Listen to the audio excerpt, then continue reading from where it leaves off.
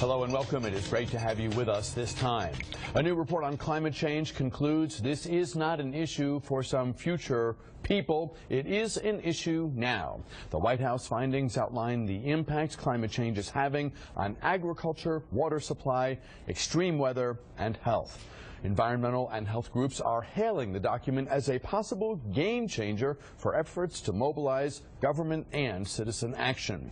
This is the first of several important topics we'll discuss today with Maryland Congressman John Delaney, a Democrat who represents the 6th District. Welcome back. It's good to see you. Great to be here, Bruce. I know the report on climate change is just out, but it is being read, digested, and hailed, as we indicated a moment ago, as something that could prompt action in an area where we need action. Your thoughts? I hope it prompts action, and I actually think the President has been very good on climate policy and environmental policy, particularly the last couple of years.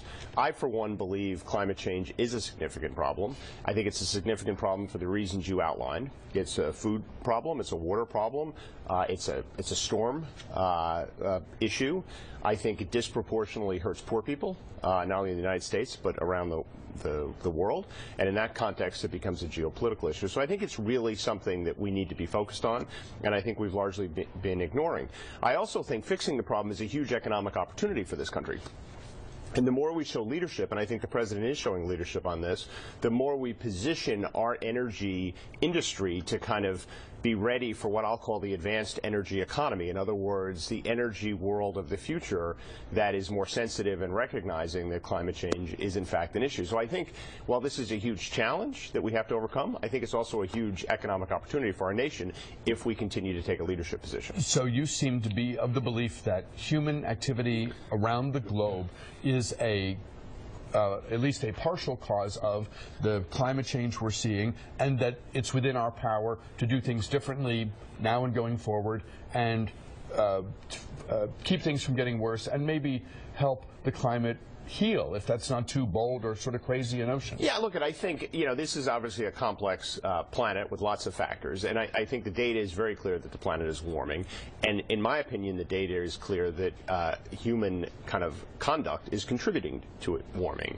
I think we can change human behavior to some extent, in other words, change how we use energy and how we conserve energy, et cetera, and start bending some of those trends. Will we reverse some of those trends completely? Of course not. But I think we can make a difference. And I think one of the nice things about it is it also can produce a better lives for people. I mean, if we're better with conservation and if we cleaner energy, it's not only good for climate change, but it's also good for health. It's good for overall lifestyle quality. So again, I think this is a huge challenge for this nation and for the world. And I think people underestimate the geopolitical risk associated with this, because I think it's very significant. Talk about that. Well, look, unfortunately, a lot of poor people in the world live at or below sea level.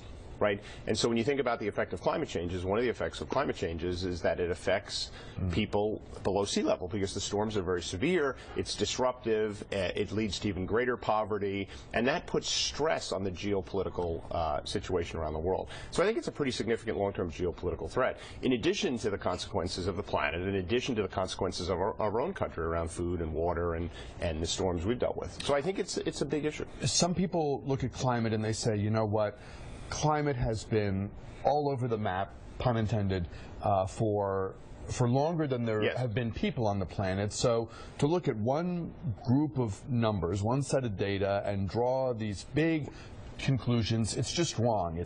We've had every kind of weather, and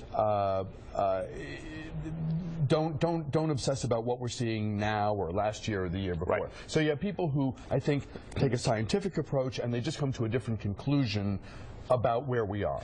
There's a second group that almost thinks that the planet is ours to do what we want with, and so it doesn't matter what's happening. It's about man. It's about humankind doing what it wants to do, and let's not and don't obsess about it. What do you say to either group? Well, look, the second thing is a very kind of complex and almost narcissistic view of the world. I mean, I have a strong faith, and I think people who come to this debate with a faith realize that stewardship is part of most religions' missions. So I think stewardship of our planet, not only for ourselves but for future generations, we should care about that.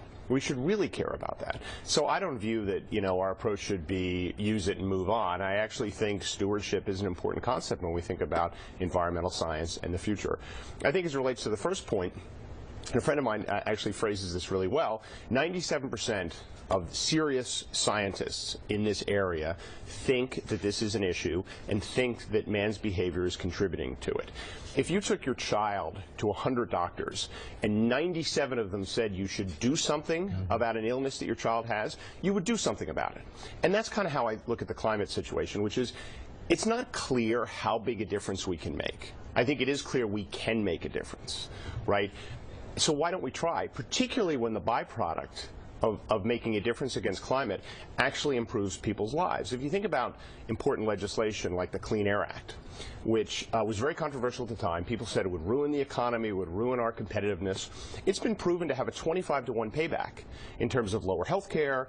So, if you look at some of these issues and if you look at the things we have to do to make a difference on climate, they actually also, in a more immediate basis, improves people's lives in terms of enjoying the natural world, in terms of having cleaner water, cleaner air, etc. So I think there's almost a double bottom line to this, which is we can make a difference against climate change and we can do things to improve people's lives. But we need a strategy. We need an energy strategy that gets us to the energy future that we believe we should have. I personally think natural gas is an incredibly important bridge to that future. So I come at this from a... Despite the fracking concerns. Despite the fracking concerns. And look, my view on fracking is I haven't seen evidence that it cannot be, that indicates that it can't be done in a kind of a safe and accountable manner. That doesn't mean it's always been done in a safe and accountable manner. We've definitely seen the Wild West out there in some parts of the country. But you can do this safely, and you can do this with high standards of accountability. And we have to do that. If we actually want to bridge ourselves to an energy future where we conserve more, where renewables are a higher percentage of our energy utilization. And where we import less. And we import less, we have to use natural gas as a bridge. It's incredibly important that we do that. So we should be embracing this. We should have strong federal standards. And we ought to be taking advantage. Because if you look back over the history of energy, it takes about 50 years to change how we use energy. So it took about 50 years to go from wood to coal. It took about 50 years to go from coal to what we have today. It will take 50 years to have the kind of energy future many of us envision we can have.